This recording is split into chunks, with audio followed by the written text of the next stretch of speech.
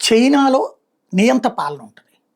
పాకిస్తాన్‌లో పాలకులనేవాడు ఒక పపెట్ ఎదురుగుండా జనానికి చూపెట్టడానికి.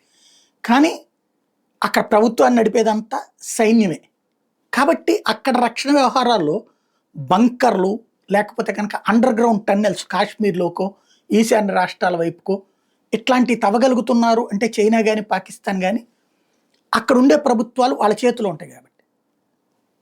ఇక్కడేమో ప్రభుత్వాలు ఎలక్షన్స్ వచ్చినప్పుడల్లా ఉంటాయ్యా, ఊడతయ్యా, మారతయ్యా. మారితే ఒకడికి ఒక రకం ఆలోచన, ఇంకోడికి ఇంకొక రకం ఆలోచన. మన సైన్యానికి పూర్తి స్వేచ్ఛనివ్వం అట్లాంటి విషయాలు. ఇప్పుడు భారతదేశపు ప్రజలు ఆలోచించుకోవాలి. ప్రభుత్వం కూడా స్ట్రాంగ్‌గా ఉండాలా.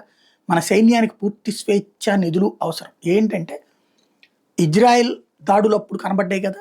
ఎన్ని వందల టన్నెల్స్ హమాస్ తీవ్రవాదులు కట్టుకున్నారు. హిజ్బుల్లా తీవ్రవాదులు కట్టుకున్నారు. లెబనాన్‌లోను వీటిట్లో. ఎన్ని వందల కోట్లు పోసుంటారు దాంట్లో. కానీ ఎంత సేఫ్‌గా ఉన్నారు వాళ్ళు.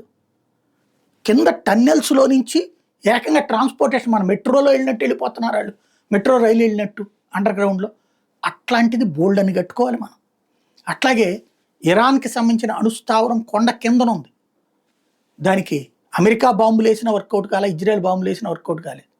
ఇప్పుడు అట్లాంటివి మనం మన దగ్గరన అండర్ గ్రౌండ్ వ్యవస్థల్ని ఏర్పాటు చేసుకోవాలి.